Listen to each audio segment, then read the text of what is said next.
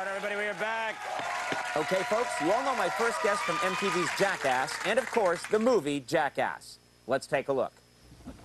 Hey, I'm Rab himself, and this is Bungee Wedgie.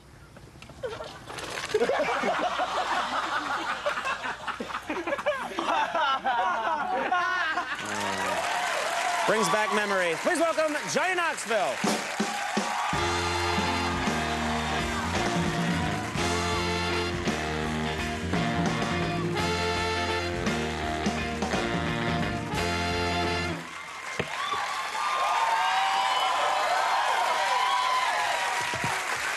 I have to say, Bungee Wedgie is one that you don't have to see. You can hear the idea, and you know exactly what's going to happen. Yeah, it was a bad idea. Luckily, we filmed it. Yeah, there's a lot of those. No, there's a ton of good ideas in the movie. You have shown this movie to audiences, and actually, I think it's a very clever idea. You've put those sort of night cameras. Right. As part of your promotion for the movie, you show audiences reacting to the film, really laughing at it. What have the extreme reactions been to this movie? Because there's some stuff in this movie that's hard to watch. Most of it is. Yes. We've had a few people puke, which is always good. But when you really, you know you're You really... have a different set of criteria than most filmmakers. If we can get puking now, that would be something. Yeah. You've really touched the audience, though, when you can get them to walk out of the theater, and that's happened more than a few times. Yeah, so, I know what that's like. Yeah. Now, in the film, I've noticed there's a lot of, like, half the time there are stunts going on. You guys are doing stunts.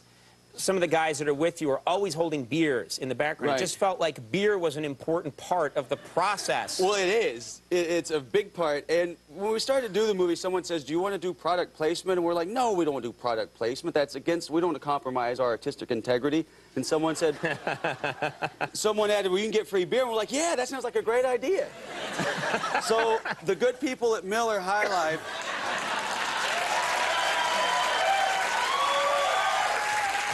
send us, we go to a city and they send 40 cases of beer. The beer truck would pull up and on the road we'd have everyone's name listed on a contact sheet, and then there was the beer room. So that was a really popular room.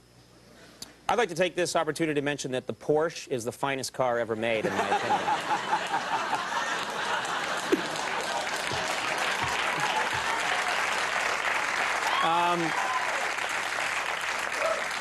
Nothing. I've tried that many times. Nothing. Nothing. Nothing. Crickets. No, just no Porsche. Oh, okay. I watched the movie, and I can't... every other thing that you do in public. Right. It's not like you're doing this in an enclosed studio. You're doing it in... That looks... Oh, sorry. Never mind. I've never seen a little mustache comb before. That's so cute. Yeah, you get it when you get in a little kit where if you get the crabs, they give you that little bitty comb. So...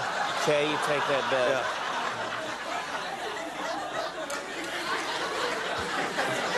Yeah. You were saying? I lost my train of thought.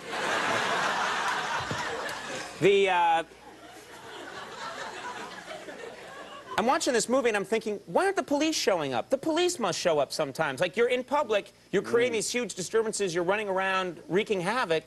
Do the police ever show up? Oh, they showed up plenty. During the show, I had guns pulled on me on 3 different occasions. The first time I was doing a bit called The Escape Convict, and I had an orange prison jumpsuit on with handcuffs, and I was dirty, and I walked into a hardware store and tried to get them to saw them off of me.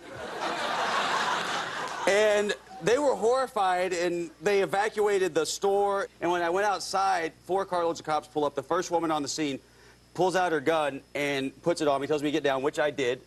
And Good move.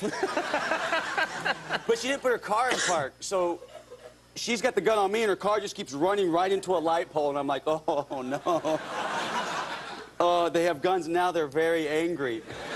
But anyway, we told them what we were doing. It took a little talking to get out of it, and I asked her, I said, is this the craziest call you ever had? She's like, well, no. She said, we had a guy that was on a lot of drugs once. He was at the top of a palm tree, and he was buck naked.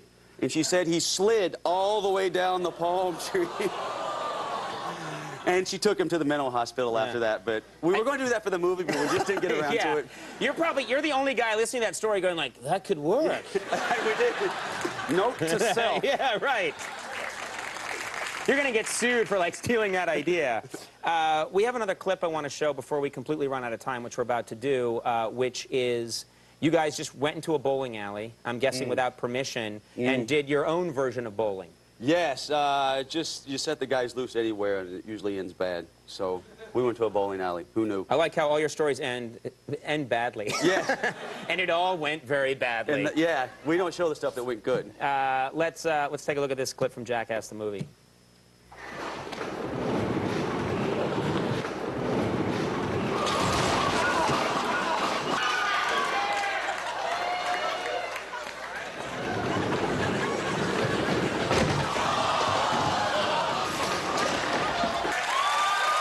Wrong. That's your friend you did that to. I want to say that this is the stuff that we could show you on TV. The movie we can't show you, but we had some things we could show you. But right, this is just the very small amount that you can see on this television show. But right. Yeah, when he's going down there, and that's you who throws the bowling ball into his special area. I got a good arm. I got a really good arm. Yeah, I was impressed with him. Like, he's good. Better legs, but a good arm. All right, great having you here. Johnny Knoxville, everybody. Richard Lewis coming up. We'll take a break. We'll be right back.